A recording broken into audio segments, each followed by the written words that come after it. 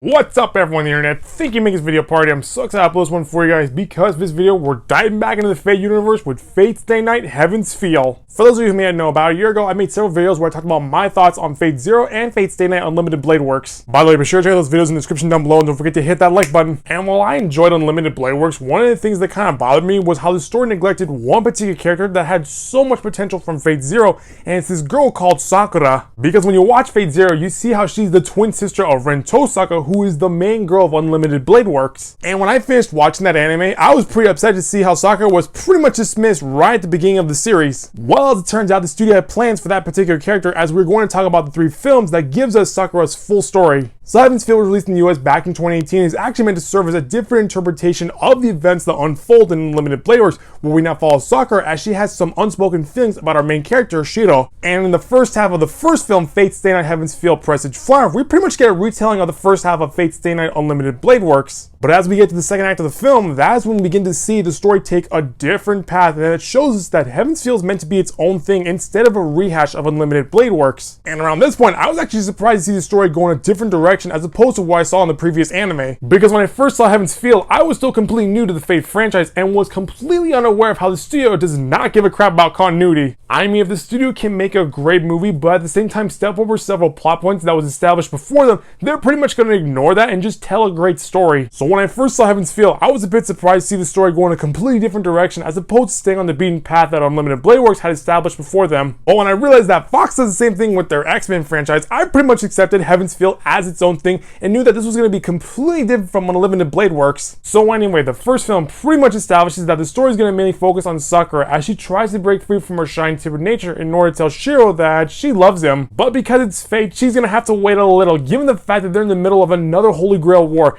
And one of the things that I actually like about this film is that it actually redeems one particular servant that was pretty much thrown away at the beginning of Fate Zero, and that is the assassin servant. In Heaven's Feel, we get to see this particular character make a return and actually have a big role throughout the entire trilogy, as he is able to turn several other servants into these dark revenant warriors. And this causes some problems, as we soon see some of our favorite characters already get taken out and turned into these dark versions of themselves. Which leads us to Dark Saber. Not that Dark Saber, I'm talking about this Dark Saber. Well, technically she's called Saber Alter, but let's be honest, we all ended up calling her Dark Saber. Anyway, as we see the transformation of Saber becoming this dark version of herself, we soon get into the second film, Fate Stay Night Heaven's Feel Lost Butterfly, and that is where the story begins to ramp things up as we see more action and more love between Shiro and Sakura. And let me tell you, the action is just epic. Looking back at both Fate Zero and Unlimited Blade Works, it was always reassuring to know that we had strong characters like Saber working for the good guys. But in Heaven's Feel, that is when it gets scary when we see this Superman level character switch sides and is now pursuing our characters throughout the entire movie. Especially when she goes toe-to-toe with the Berserker Servant, which is just too epic to watch on a small laptop screen. But anyway, one of the things I also liked about this movie is how the story delivers on the relationship between Shiro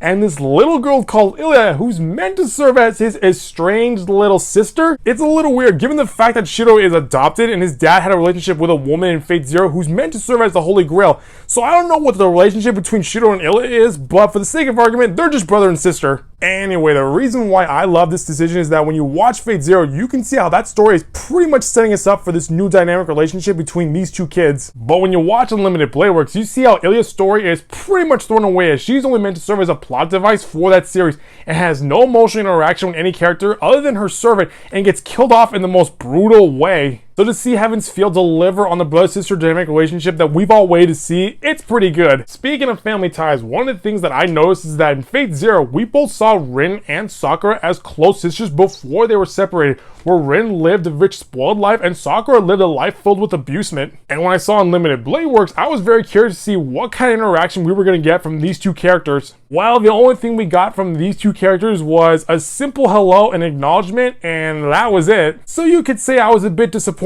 However, in Heaven's Feel, we get a lot more out of these two as we finally get to see the reunion that we've all waited to see between Rin and Sakura. And at the same time, Sakura is just a bit jealous at just how powerful Rin is in terms of magic, and is a little protective over Shiro. And it's in this film where we first notice that she's unlocking some sort of dark power that was buried deep within her and in some sort of hibernation that soon leads her into killing a lot of innocent people. And what I love about this is that in both Unlimited Blade Works and in Heaven's Feel, Shiro's personality stays consistent as he wants to be a hero of justice. Now, while that's very honorable, what happens when the person you love soon starts to become a monster? If you want to become a hero of justice, that means that you have to make some of the hardest choices. It sort of goes back to that old conversation of saying the needs of the many outweigh the needs of the few. Should Shiro think about what's best for the world and kill Sakura, or should he try to save her but in the process bring about the end of the world? All this leads up to the third film, Fate Stay Night Heaven's Feel Spring Song, and that's where we get to see the fight that this whole trilogy has been building up towards,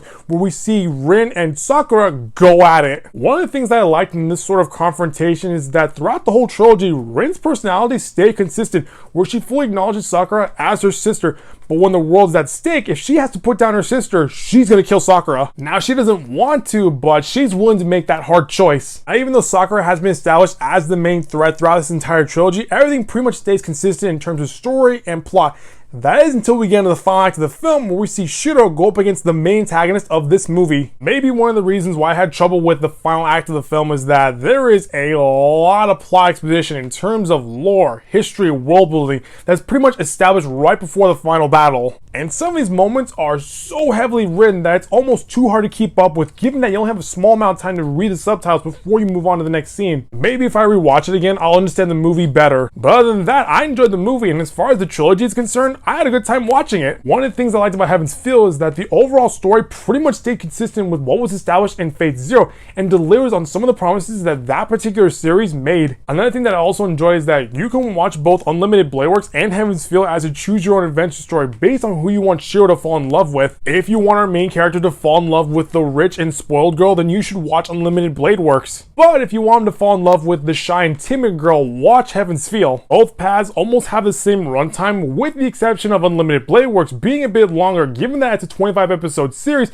and has a lot more room to tell a story, whereas in Heaven's Feel, you have to tell your story in 3 movies. However, if you don't have the patience to watch Unlimited Blade Works, then maybe binging 3 movies is a lot more easier. So if you're looking for some anime films to binge through, you should probably give Heaven's Feel a shot. Well, that's gonna do it for this video, guys. That was my overall review for Fate Stay Night Heaven's Feel. If you like what you saw, click the subscribe button so you can get the latest updates from this channel. I'll see you all next time with a brand new video.